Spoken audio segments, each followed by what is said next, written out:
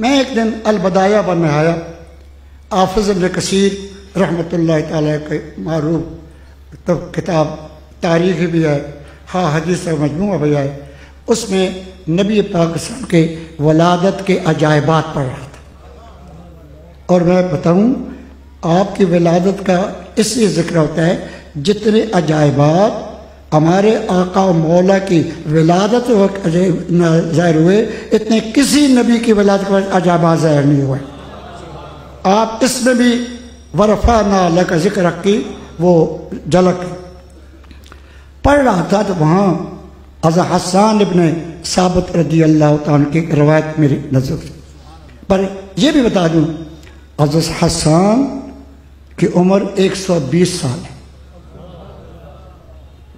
حسان کا نام لینا یاد بھی کرنا 120 سال 20 سال 60 سال کفر میں گزرے 60 سال ایمان میں گزرے، یعنی 60 سال کے بعد ایمان لائے، 60 سال جاہلیت۔ اور عجیب ہے آپ کے والد ثابت کی عمر بھی 120 سال اور آپ کے دادا غالب منظر نام تھا ان کی عمر بھی 20 سال، یعنی پوتے باپ دادا تینوں کی عمر 120 سال تھی۔ آپ فرماتے ہیں کنت ابن 7 او 8 کہ میں 7 سال کا تھا یا 8 سال کا تھا، لیکن آکلو و احفظو ما اسمع، میں اس زمانے میں جو سنتا اس کو یاد بھی رکھا ہوا ہے اور اس کو سمجھ بھی لیا تھا۔ چونکہ آگے ایک عجیب بات بیان کر رہے ہیں نا، دیکھو لوگ نہ کہیں یہ بچہ تھا 7 سال پر کیا ہوتا ہے 8 سال پتہ نہیں کیا بات ہوئی ہوگی کیا ہوگا، تو آپ نے پہلے بتا دیا کہ اللہ نے مجھے ذہین بنایا۔ اور بات کو تعجب کیا ہے، آپ کئی دفعہ پڑھو گا 4 سال کے بچوں کو اللہ نے پورا قرآن پاک کی دولت عطا فرما دی۔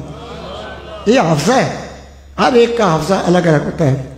وہ کیا ہوا میں تھا کہتے ہیں صبح میں گھر سے نکلا، آواز آئی کہ کچھ واقعہ ہو گیا، میں بھی گھر سے نکلا تو دیکھا مدینہ پاک کی گلی میں ایک یہودی بیٹھا ہے۔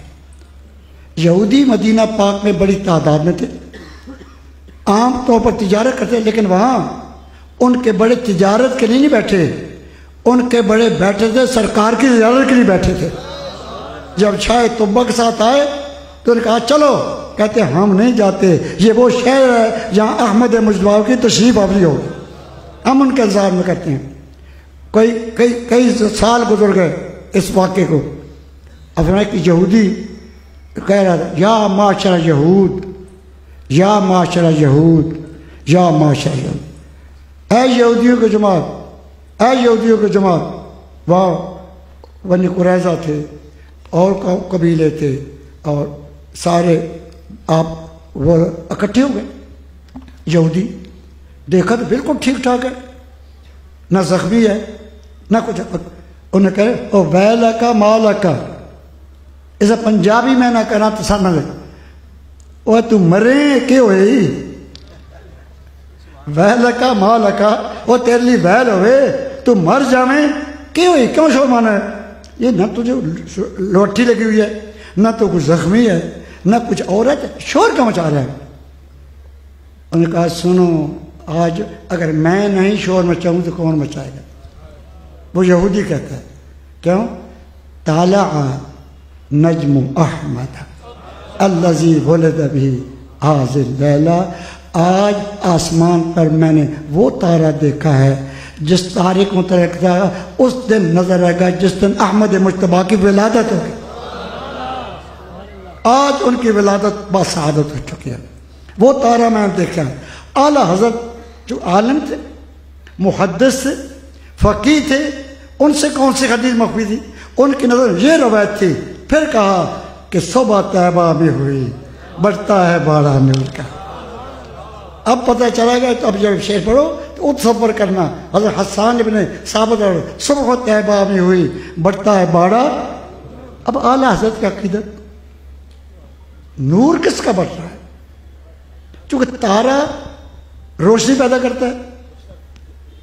تو فرمایا نا وہ مدینے کو منور کرنے نہیں آیا، مدینے سے نور کی بھیک مانگنے آیا تھا.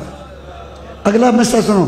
سو طیبہ میں ہوئی بٹتا ہے باڑا نور کا، صدقہ لینے نور کا آیا ہے تارا نور کا. وہ نور والا تارا آپ کا صدقہ لینے کے لیے آیا ہے.